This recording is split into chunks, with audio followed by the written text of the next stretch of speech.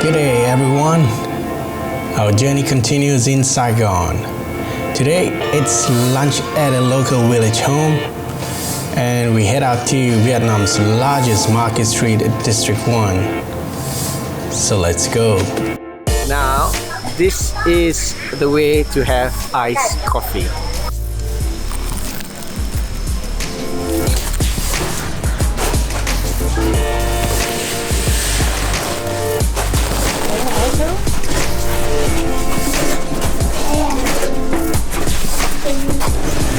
Very progressive. Wow, it's like lunch o'clock, I think. Is that what you call it? Lunch o'clock? I heard someone say it on YouTube. So lunch o'clock, here we come. All right, folks, we've reached our destination for lunch, and what better way than to do it in a local family style Vietnamese lunch.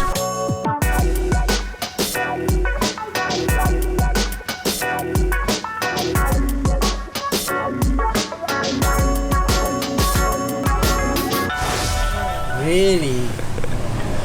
Catfish? I've always liked catfish when it's super fried, but this one is like not very crispy. It's soft. I can taste black pepper, soy sauce, and this is fried mushrooms. Wow. Never knew mushrooms tasted so this good. This is a fried style. Jasmine tea. The best so far. Fried mushrooms and water spinach. This catfish is also awesome.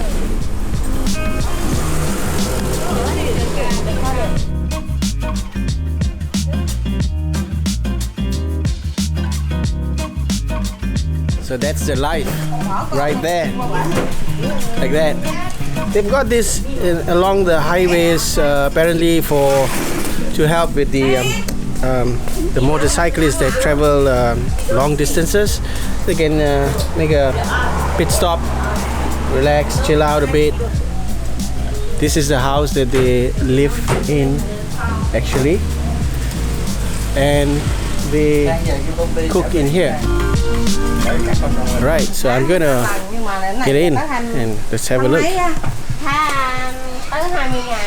Okay, so this is the kitchen.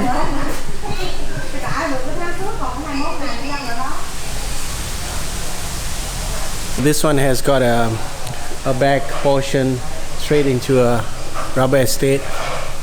Right, I don't know whether it belongs to them or they just on a plot of land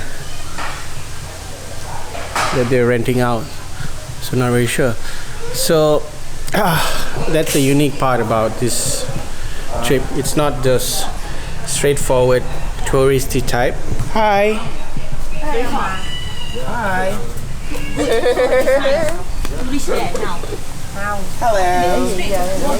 Hello. To experience local Vietnamese styled home cooked meal, and I think the favorite dish over there, in my opinion, honest opinion, was the fried mushrooms and the vegetables. Yeah, the egg omelette was good. You've got to dip it in the soy sauce which had chili, so if you're worried whether it's really spicy, it's not. And then the vegetables was a bestseller, but I think the fried mushroom did it for me. And yeah, and they also serve you everywhere you go. That's what I found out. Everywhere you go, they tend to serve you the jasmine tea everywhere. So from yesterday right up to today, every place we sat down to have something to eat or drink, even today morning, the breakfast place, they also served the jasmine tea. So I think it must be some sort of like a customary starter that they serve you first. Immaterial if you're having coffee or not, I don't know, because they did it this morning as well at the coffee shop. So that iced coffee is still stuck in my brain, so I'm definitely going to go back into the city. When we go back, I'm definitely going to go out and search for that iced coffee. But this experience, home cooked food,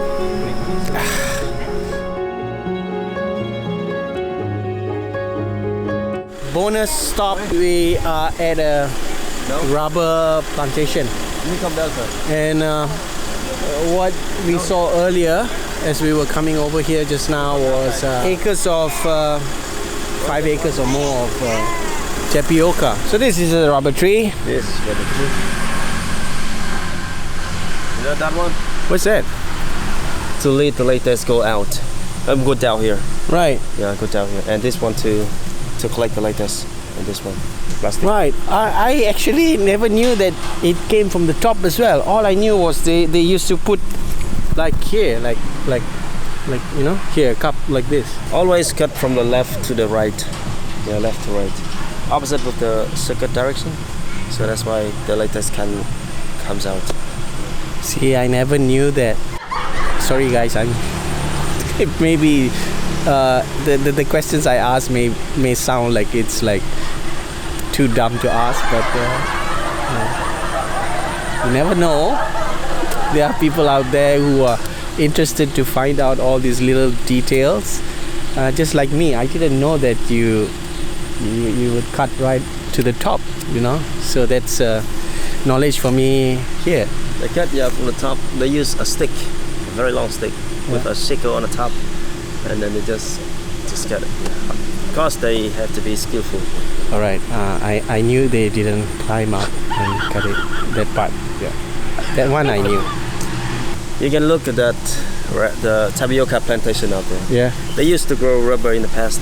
It's just because, probably similar to Malaysia. Yeah. Rubber tree is not a good business anymore to make money.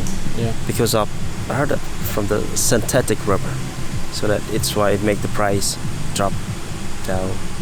Seriously. So this is dead. It's not a good business to make money anymore. So this plantation is dead now. Some, yeah, even maybe the owner, they just leave it away like that. True. I think it's happening in a lot of countries that used to be the stronghold of rubber supply. They're all moving on to other things, some to palm oil, and in Vietnam it's that thing called tapioca. Apparently more lucrative, and more people are looking for that. And you better know that rubber tree, it's a kind of toxic tree because of the latest. Okay. And when you breathe, it's harmful. Oh really? Yeah. Oh, then we got to quickly get out of here.